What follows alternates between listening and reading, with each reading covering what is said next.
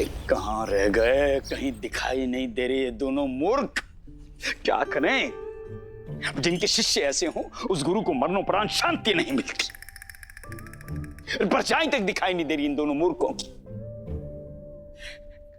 कब से मिलन का समय हो गया है और वहां सौदामिनी प्रतीक्षा की अगन में झुलस रही होगी। सौदामिनी, सौदामिनी आपकी इस समय प्रतीक्षा क्यों कर रही होगी स्वामी? अर्थात आप प्रतिदिन उनसे इसी समय भेंट करने जाते हैं क्या?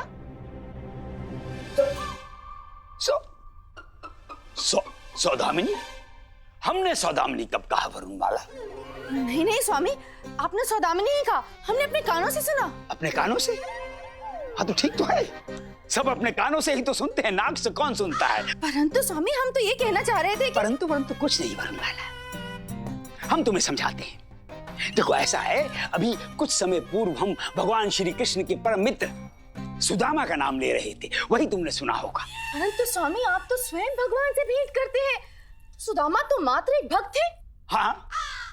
हाँ तो वो भक्तों को भी आपस में मिलना पड़ता है ना, वो प्रभु के विषय में चर्चा करने के लिए।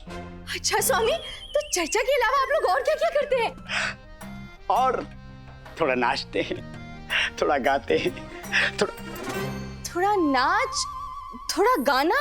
हाँ वो नाचना गाना, वो भक्ति रस में डूबकर भजन कीर्तन गाकर नाचकर प्रभु का हृदय जीता जाता है ना? है ना? जी स्वामी, धन्य है आप, धन्य है, शत शत नमन आपको स्वामी। उचित है।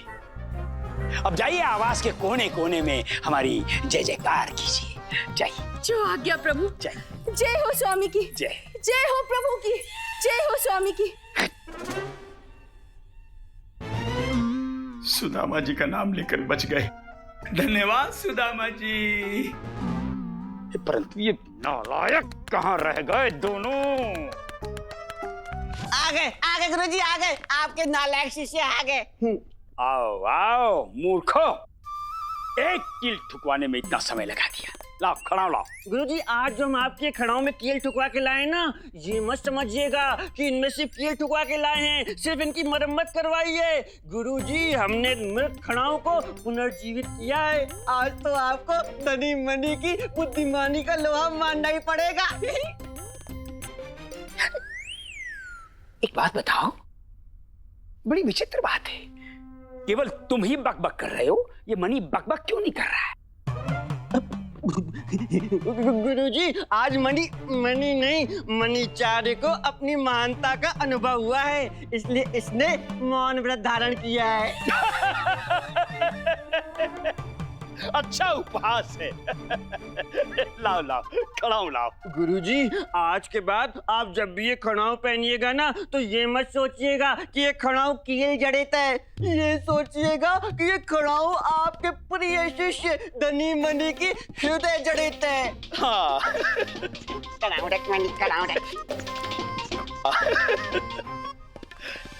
इसकी तो महानता जो है।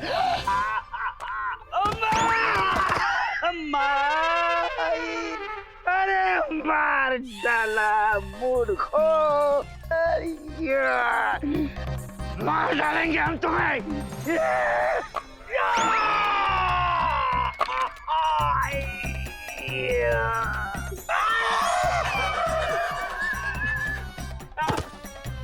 क्या गुरुजी आप अपने प्रिय शिष्यों को अपने बच्चों की भांति प्रेम नहीं कर सकते तो क्या हुआ? उन्हें उनके अच्छे कार्यों के लिए श्रेय तो दे सकते हैं ना। जो घाव तुमने हमें दिए है ना, तुम्हें सबक सिखाने के बाद भी हम भूल नहीं पाएंगे। कोई बात नहीं मनी, हम जैसे महान ज्ञानी ध्यानी लोगों को अपने जीवन की आरंभ में तो ऐसे मार धुतकार और अपयश सहना ही पड़ता है, किंतु एक दिन हमारे गुरुजी को हमारा असली मूल्य पता चलेगा, जैसे आज बाजार में उस परदेसी को पता चला था। परदेसी? कौन परदेसी? गुरुजी हमें क्या पता कौन था वो परदेसी। हाँ, किंतु उसे 2 माँ वाले एक व्यक्ति की खोज थी। हैं? 2 माँ वाले व्यक्ति की खोज थी? एक व्यक्ति की 2 माँ कैसे हो सकती? हमें कैसे पता है गुरुजी? आप शादीशुदा हैं, हम कमाने हैं। आपको पता होना चाहिए कि एक माँ के 2 बच्चे हो सकते हैं या 2 माँ का 1 बच्चा हो सकता है। बकवास बंद करो। ये बताओ किससे मिलकर आ रहे हो? कौन था? कहां से आया? अब गुरुजी हमें उसके बारे में इतना सब कुछ कैसे ज्ञात होगा? उसे तो स्वयं के बारे में भी कुछ ज्ञात नहीं था। ये भी ज्ञात नहीं था कि वो कहाँ से आया है। क्या? हाँ गुरुजी। ऐसा कैसे हो सकता है? गुरुजी वो असमंजस में था। संभवतः आगरा से आया था। हाँ। आगरा? नहीं गुरुजी मुझे याद आ गया। उसने कहा था कि जैसे बिल्ली का कोई स्थायी निवास नहीं होता है, वैसे उसका भी कोई स्थायी निवास है ही नहीं। ये बकवास बंद करो और ये बताओ कौन था वो? अच्छा ये तो याद होगा कि वो दिखता कैसा था? हाँ, मुझे याद है गुरुजी। उसकी आंखों में काजल लगा हुआ था और हल्की हल्की दाढ़ी थी बिल्ली जैसी, और ये लंबी लंबी मालाएं पहने हुआ था, और पगड़ी, सर पे पगड़ी भी थी गुरुजी, और अजीब अजीब से शब्द बोल रहा था। कुछ रुफूज, हुजूर, नहीं हुजूर हुजूर हुजूर। हाँ, फुटकुटू, गुटकुटू, नहीं गुफ्तगू। गुफ्तगू। ओह, ये तो किसी मुगल का परिचय लग रहा है। अर्थात आगरा से ही आया होगा। आगरा अर्थात मुगल दरबार से आया होगा। परंतु आगरा के मुगल दरबार से कोई मुगल विजयनगर में क्यों आएगा? चक्कर क्या है? और ये 2 माँ वाला व्यक्ति कौन है? ये गुत्थी क्या है?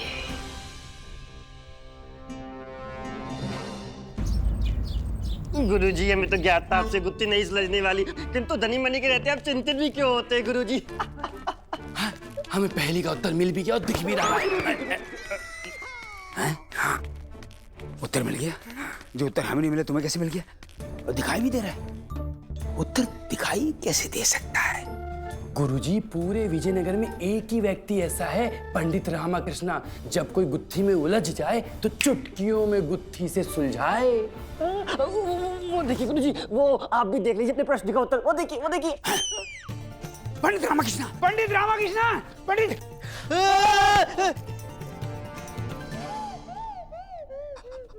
प्रणाम गुरुवर। प्रणाम छोड़ो, हाथ मत छोड़ना, अन्यथा हमारा परिणाम बहुत बुरा होगा। हाँ, संभाल के। क्या हो गया गुरुवर? आप मेरा नाम पुकार रहे थे, कोई कार्य है मुझसे? नहीं, हमें तुमसे क्या कार्य हो सकता है? परंतु हाँ, यदि चाहो तो हमारी सहायता अवश्य कर सकते हो। ये लो, अभी तो की। कब? गिरने से बचाकर। अच्छा, बीती हुई बातों को भूल जाओ। अच्छा, हम तुम्हें पुनः अवसर देना चाहते हैं। क्षमा करें गुरुवर, एक दिवस में इतने सारे अवसरों का आदी नहीं हूं मैं। हम तुमसे सहायता मांग रहे हैं और तुम हमसे छोटे होते हुए हमारे साथ ऐसा व्यवहार कर रहे हो। अरे क्षमा करें गुरुवर, क्षमा करें। मैं तो उपहास कर रहा था। क्या एक शिष्य अपने गुरु के साथ थोड़ी हंसी ठिठोली नहीं कर सकता? क्या कहा? तुम्हारा इतना तो साहस हमें अपना शिष्य कहने का? शिष्य नहीं, गुरु। आप तो हमारे गुरुवर हैं ना, समस्त विजयनगर के गुरुवर हैं आप। अच्छा लग रहा है सुनने में। हाँ, ये ठीक है। अच्छा बताइए, क्या सहायता कर सकता हूँ आपकी? पंडित रामाकृष्णा, हाँ, विजयनगर में 2 माँ वाला व्यक्ति कौन है? मैं चलता हूँ। अरे क्या हुआ? मैं आपसे उपहास करता हूँ तो आप क्रोधित हो जाते हैं। अब जब आप स्वयं मेरे साथ उपहास कर रहे हैं तो कुछ नहीं, इसलिए चलता हूँ। पंडित रामाकृष्णा उपहास नहीं कर रहे हैं। गुरुवर, यदि आप उपहास नहीं कर रहे तो जिसने आपसे ये प्रश्न पूछा है उसने आपके साथ उपहास किया है, क्योंकि ऐसा कोई व्यक्ति हो ही नहीं सकता जिसकी 2 माएं हो। हाँ। महाराज कृष्णदेव राय पधार। दरबार चलिए, विलंब हो रहा है। हाँ, महाराज कृष्णदेव राय की, महाराज कृष्णदेव राय की, महाराज कृष्णदेव राय की, महाराज कृष्णदेव राय की।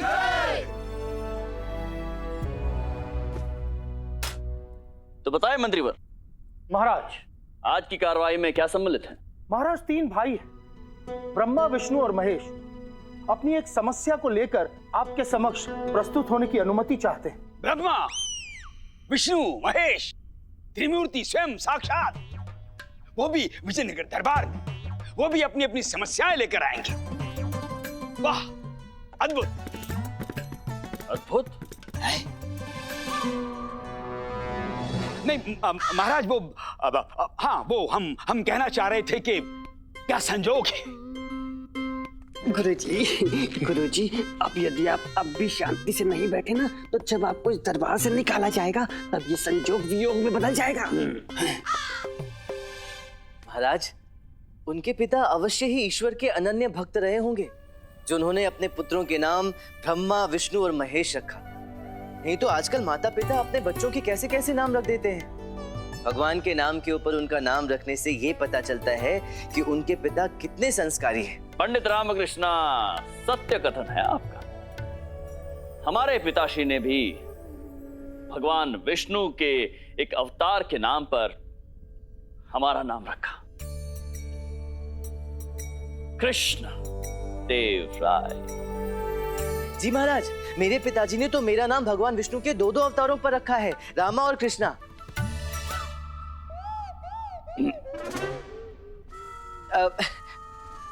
किंतु ये मायने नहीं रखता महाराज कि हमारे नामों में भगवान का नाम कितनी बार आता है।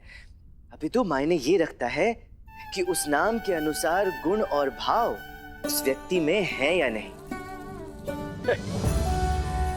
भगवान के नाम के ऊपर आपका नाम रखने से आपके पिताश्री के संस्कारी गुण और ईश्वर के प्रति उनकी अपार श्रद्धा ही झलकती है महाराज। सहमत है हम आपके कथन से पंडित रामकृष्ण, उचित कह रहे हैं। तो महामंत्री जी, महाराज, आप हमें किन 3 भाइयों के विषय में कह रहे थे? क्या है उनकी समस्या? महाराज, उन तीनों भाइयों की समस्या ये है कि उनके पिता के मृत्यु के पश्चात उन्हें उनकी संपत्ति का भाग करना है। अरे महामंत्री जी, ये समस्या नहीं है, ये हमारे समाज में प्रचलित प्रथा है, जिसके अनुसार गृह स्वामी की मृत्यु के पश्चात उसके धन और संपत्ति का बंटवारा किया जाएगा। गुरुवर, समस्या ये है कि उनके पिता की मृत्यु से पूर्व ही उन्होंने ये सुनिश्चित कर लिया था कि उनके कौन से पुत्र को धन संपत्ति में कितना और कौन सा हिस्सा देना है। लो, कर लो बात। फिर तो और भी कोई समस्या नहीं। जिसके लिए जो भाग पिता ने सिद्ध किया वो उसको मिलेगा, इसमें कौन सी बड़ी बात है। गुरुवर, पहले पूरी बात तो सुन लीजिए। जी महाराज। महाराज, उनके पिता ने इस प्रकार से बंटवारा किया है जो आज तक ना तो किसी ने देखा और ना ही सुना। वो तीनों भाई अपनी कुछ विशेष वस्तुओं के साथ आपके समक्ष प्रस्तुत होने की अनुमति चाहते हैं। अनोखा बंटवारा, अनोखी वस्तु, अद्भुत अद्भुत। व्याकुल है हम मंत्रीवर, तत्पर हैं ऐसे भाइयों से मिलने के हेतु। प्रस्तुत किया जाए उन्हें। अवश्य महाराज। कौन सी अनोखी वस्तु है?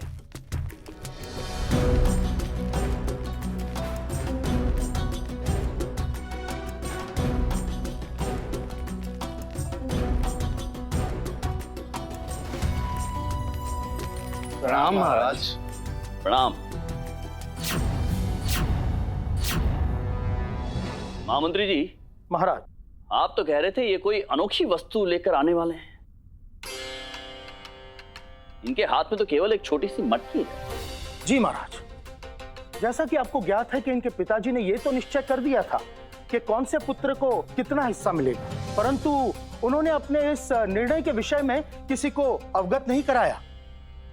इन्होंने मृत्यु के पूर्व केवल और केवल अपने पुत्रों से यह कहा कि उनके बिस्तर के नीचे जमीन में उन्होंने 3 मटके गाड़े हुए हैं और खुदाई के वक्त जिसके हिस्से में जो मटका आएगा उसके अंदर जो भी संपत्ति होगी वो उनकी। तो क्या मिला इन मटकियों में?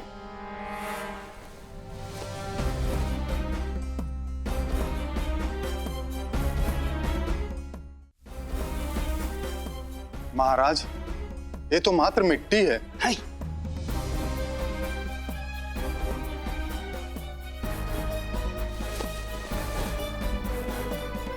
महाराज, इसमें तो गोबर है। छी छी छी छी छी छी।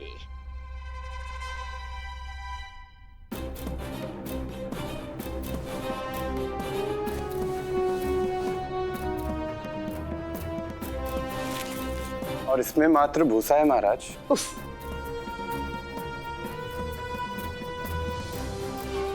मिट्टी, गोबर और भूसा।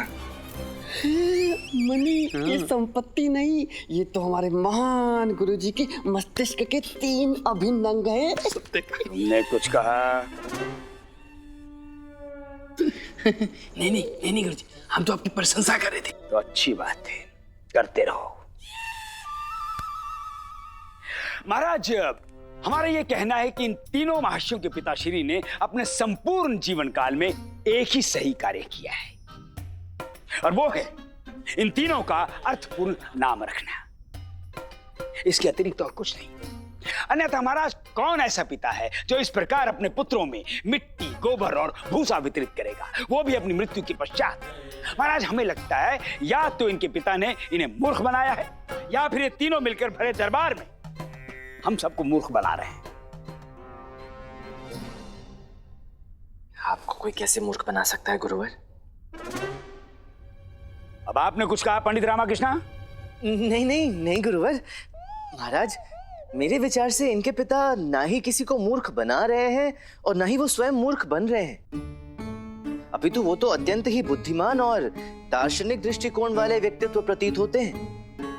पंडित रामकृष्ण, हम ये तो समझ गए कि इनके स्वर्गवासी पिताश्री दार्शनिक दृष्टिकोण वाले व्यक्ति थे, परंतु हम इस विषय में आपका दृष्टिकोण जानना चाहते हैं। क्या इनकी समस्या का आपके पास कोई हल है? महाराज, हल तो बहुत सरल है। इनके पिताश्री ने अपनी सारी संपत्ति इन 3 मटकियों में बराबर बराबर बांटी है।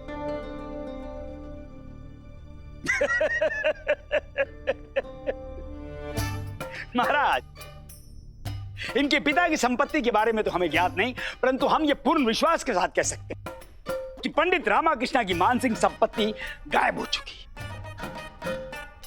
तभी तो ये मिट्टी, गोबर, भूसे को संपत्ति मान रहे हैं। अन्यथा महाराज, हम सभी को ज्ञात है कि किसी मूल्यवान वस्तु को ही संपत्ति माना जाता है, जैसे स्वर्ण, चांदी, हीरे, जवाहरात, धन, जायदाद, मकान, खेत, गाय, गौशाला या कोई अत्यधिक मूल्यवान द्रव्य। गुरुवर, आपने अभी अभी जो भी उल्लेख किया वो सब तो है यहाँ। बस आप उसके पीछे का सांकेतिक अर्थ नहीं समझ पा रहे। सांकेतिक अर्थ? पंडित रामकृष्ण, तो इस सांकेतिक अर्थ को आप विस्तार में समझाएंगे? जी महाराज। महाराज, सबसे बड़े भाई को मिली मिट्टी, जिसका अर्थ है कि इनके पिताजी की संपत्ति के जितने भी खेत खलिहान हैं, उनका स्वामित्व हुआ इनका। दूसरे भाई को मिली गाय माता का गोबर, जिसका अर्थ है कि जितनी भी गायें या गौशालाएं हैं वो सब इनकी हुई। तीसरे और सबसे छोटे भाई को मिला भूसा, जिसका रंग स्वर्ण जैसा है, जिसका अर्थ है कि इनके पिताजी ने जितने भी स्वर्ण छोड़े हैं उन सब पर महेश का अधिकार हुआ।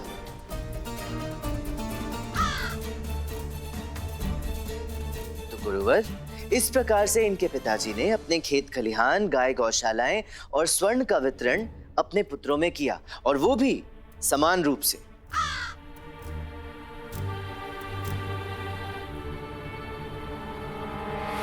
अद्भुत पंडित रामकृष्ण, अद्भुत। समस्या का समाधान तो निकाल दिया आपने।